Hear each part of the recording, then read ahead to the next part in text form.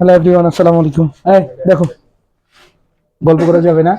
তো এখানে প্রথম কোশ্চেন বলা হয়েছে উদ্দীপকের ধারকটিতে কি পরিমাণ চার্জ জমা হবে। উদ্দীপকের ধারকটাতে কি পরিমাণ চার্জ জমা হবে। তো গ নাম্বার, ধারকটিতে কি পরিমাণ চার্জ জমা হবে। তো আমরা গ নাম্বার সলিউশনে চলে যাই। ধারকটিতে কি পরিমাণ চার্জ জমা হবে। তো আমরা ধারকের ক্ষেত্রে কি জানি, সি ইজ ইকুয়াল কি জানি, সি ইজ ইকুয়াল কি জানি, যে একক বিভব পার্থক্য বজায় রাখতে যে পরিমাণ চার্জের প্রয়োজন, একক বিভব পার্থক্য বজায় রাখতে যে পরিমাণ চার্জের প্রয়োজন। ঠিক আছে, তাহলে একক বিভব বজায় রাখতে যে পরিমাণ চার্জের প্রয়োজন, একক বিভব, তাহলে যে এক হয় সে কোথায় থাকে, নিচে থাকে। তাহলে সি ইকুয়াল কিউ ভাগ ভি। এটা দিবে, হিডিং দিবে না, আমরা জানি, আমরা জানি সি ইকুয়াল কিউ ভাগ ভি। তাহলে দেখেন এইখানে মোটামুটি সবকিছুই দেয়া আছে। যে চার্জের কথা বলছিল না, তাহলে কিউ ইজ ইকুয়াল কি হবে, সিভি। ওই যে কারিকুলাম ভিতে লেখেন না, না লিখেন, আপনারা এইটাই মনে রাখবেন যে কিউ ইকুয়াল কিউ এর সিভি, কিউ এর সিভি লেখা হয়। তো পদার্থবিজ্ঞানে স্থির তড়িতে কি করা হয়, চার্জের সিভি লেখা হয়। এই যে চার্জের সিভি, তাহলে সিটা কি, সিটা হলো ধারকত্ব। ধারকত্ব কত দেয়া আছে ভাই, 30 মাইক্রোফ্যারাড দেয়া নাই ভাইয়া, মিলিফ্যারাড দেয়া আছে। কি ফ্যারাড দেয়া আছে, মিলিফ্যারাড দেয়া আছে। কি ফ্যারাড দেয়া আছে, মিলিফ্যারাড। তাহলে 30 ইন্টু 10 ইনভার্স 3 ফ্যারাড। ঠিক আছে, কথা বুঝছি না, বুঝি নাই। তাহলে এইটা হলো ধারক। এবার দেখেন বিভব, বিভব 20 ভোল্ট দেয়া আছে। ভিতরে কথা বল, কোনো সমস্যা হবে না। বিভব কত, 20 ভোল্ট। ঠিক আছে, এখন কি বলছে চার্জ, তাহলে চার্জ কত হবে, চার্জ কিউ ইকুয়াল ওয়াট। তাহলে সি ইজ ইকুয়াল কি জানি, কিউ ভাগ ভি। বা আমরা মনে রাখবো যে স্থির তড়িতে কার সিভি লেখা হয়, কিউ এর সিভি লেখা হয়। তাহলে সি এর মান কত, সি এর মান হলো 30 ইন্টু 10 ইনভার্স 3 ইন্টু ভি।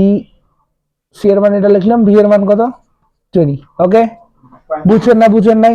তাহলে এটা বাদ, তাহলে 10 ইনভার্স 1 3 গুণ 6, তাহলে 0.6 কুলম্ব। এটা হলো आंसर। কথা বুঝছেন না, বুঝেন নাই, ক্লিয়ার আপনারা? কে কে বুঝেন নাই, না বুঝলে বলেন, না বুঝলে বলেন। এবার দেখেন ঘ নাম্বারে কি বলা হয়েছে। ঘ নাম্বারে বলা হয়েছে কোন একটি তড়িৎ ক্ষেত্রের একটি বিন্দুতে 5 কুলম্ব চার্জ আনা হলো, যদি চার্জটি আনতে উদ্দীপকের ধারকটিতে জমাকৃত শক্তির সমপরিমাণ শক্তি লাগে, শক্তির সমপরিমাণ শক্তি লাগে, তাহলে ওই বিন্দুর বিভব কত। ঠিক আছে, যে কোনো একটা বিন্দুতে কোনো একটি তড়িৎ ক্ষেত্রের একটি বিন্দুতে, কোনো একটি তড়িৎ ক্ষেত্রের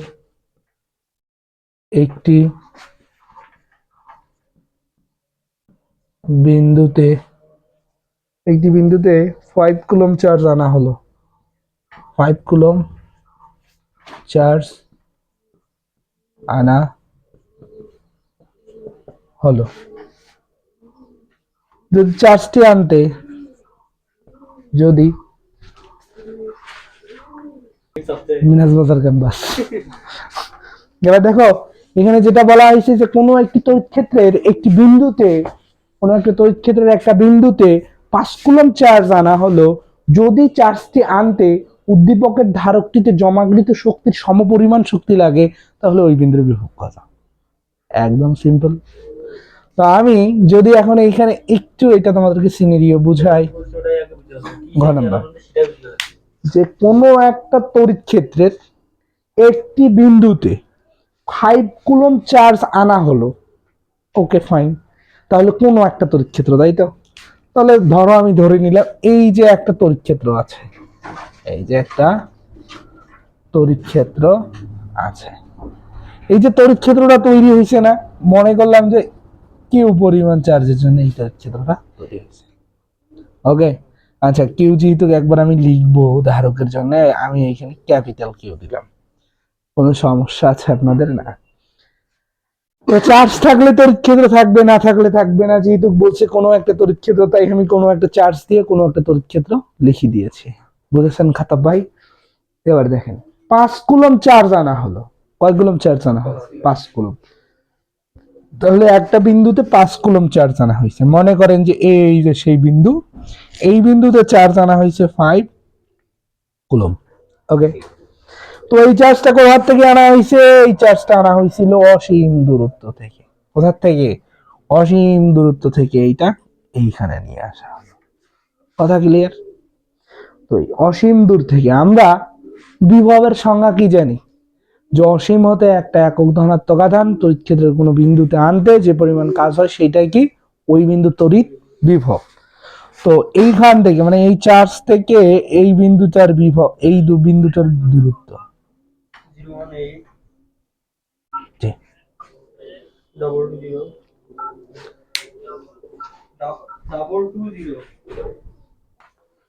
দেখো, আমি ধরে নিলাম যে অসীম হতে 5 কুলম্ব আধান এইখানে নিয়ে আসলাম। তো এইখানে যে নিয়ে আসলাম অসীম হতে 5 কুলম্ব আধান, এই কিউ চার্জ থেকে এটা ডি দূরত্বে আছে। Okay clear? আচ্ছা বুঝছেন তো এতটুকু নাকি? যে অসীম হতে একটা একক ধনাত্মক আধান তড়িৎ ক্ষেত্রের কোনো বিন্দুতে আনতে যে পরিমাণ কাজ হয় সেটা হলো তড়িৎ বিভব। তো আমি এখানে নিয়ে আসছি, আনা হলো। যদি চার্জটি আনতে উদ্দীপকের ধারকটিতে জমাকৃত শক্তির সমপরিমাণ শক্তি লাগে, তাহলে আমরা যে এখন বারবার বলতেছি যে অসীমতে একটা একক ধনাত্মক আধান তড়িৎ ক্ষেত্রের কোনো বিন্দুতে আনতে যে পরিমাণ কাজ হয় সেইটা হইলো কি তড়িৎ বিভব। তো আমি 5 কুলম্বকে নিয়ে আসছি, তার জন্য একটা কাজ হইছে, সেই কাজটার নাম দিলাম আমি ডাব্লু পরিমাণ কাজ। মানে অসীমতে 5 কুলম্ব চার্জকে এইখানে নিয়ে আসছি, তার জন্য আমার কাজ হয়েছে কি পরিমাণ কাজ? ডাব্লু পরিমাণ কাজ হয়েছে। ওকে, তো একক ধনাত্মক আধানকে আনতে যে পরিমাণ কাজ হবে সেইটা কি হবে? সেইটা হবে ওই বিন্দুর তড়িৎ বিভব। আচ্ছা, এখন ডাব্লু পরিমাণ কাজ হয়েছে, আমরা তো জানি ডাব্লু পরিমাণটা কত। এখন এইখানে বলা হয়েছে কি, যদি চার্জটি আনতে উদ্দীপকের ধারকটিতে জমাকৃত শক্তির সমপরিমাণ শক্তি লাগে তাহলে ওই বিন্দুর বিভব কত? তাহলে এই কাজটা আবার ফির এইখানে দেয়া আছে যে ধারকটাতে যে পরিমাণ শক্তি জমা আছে সেই পরিমাণ শক্তিটা এখানে কি হিসাবে ব্যবহৃত হয়েছে? কাজ হিসাবে ব্যবহৃত হয়েছে। তাহলে প্রথম কাজ হইলো ওই ধারকের সঞ্চিত শক্তি বাইর করা, সঞ্চিত শক্তিটা বাইর করা। সেই সঞ্চিত শক্তিটাকে আমরা এখানে কি হিসেবে ব্যবহার করব? কাজ হিসেবে ব্যবহার করব। তারপরে এখানে ক্যালকুলেশন করলে আমাদের কি হয়ে যাবে? বিভব বাইর হয়ে যাবে। তাহলে এইখানে ছিল কিউ, এইখানে যে আমি 5 কুলম্ব নিয়ে আসলাম এইটাকে দিলাম কিউ প্রাইম, ঠিক আছে? কি প্রাইম দিয়ে দিলাম? কিউ প্রাইম দিয়ে দিলাম। ওকে, তো আগে আমি ওই ধারকের কি বাইর করব? সঞ্চিত শক্তি। তাহলে ধারকের সঞ্চিত শক্তি সূত্র জানেন আপনারা? হ্যাঁ, ধারকের স্বইচ্ছিকার সঞ্চিত। হ্যাঁ, এই তো খাতাব ভাই, আপনি তো আরো ভালো বুঝেন।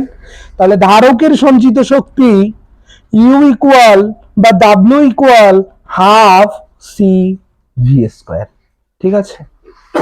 কথা বুঝছেন না? বুঝেন নাই? তাহলে হাফ সি এর মান কত ভাইয়া? 30 ইন্টু 10 ইনভার্স সি। তাহলে ওইটা আসতেছে কত? 3 ইন্টু 10 ইনভার্স 2, তার উপর স্কোয়ার। আচ্ছা, আমি 30 ইন্টু 10 ইনভার্স 3 এ দিব। কেন দিব? যে ভাইয়া কনভার্ট করে নাই, আবার ফির লিখছে 30 ইন্টু 10 ইনভার্স 3, তার উপর স্কোয়ার, ভি এর উপর স্কোয়ার, সি সরি এটার উপর স্কোয়ার নাই, ভি এর উপর স্কোয়ার মানে হলো 20 এর উপর স্কোয়ার। আশা করি বুঝছেন।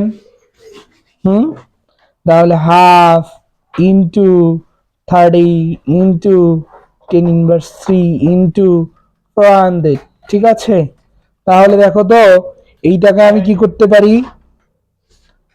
3 4 12, 12 অর্ধেক 6, কত জুল আসলো? 6 জুল। কথা ক্লিয়ার আপনারা? তাহলে এইখানে আমার কৃত কাজের মান কত হইল ভাই? 6 জুল। কয় কুলম চার্জকে আনার জন্য আমার 6 জুল কাজ হইল?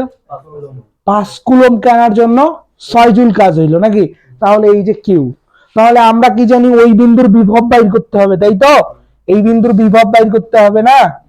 এই বিন্দুর বিভব বাইর করতে হবে। তাহলে v ইজ ইকুয়াল আমরা কি জানি? w ভাগ কিউ। আমরা জানি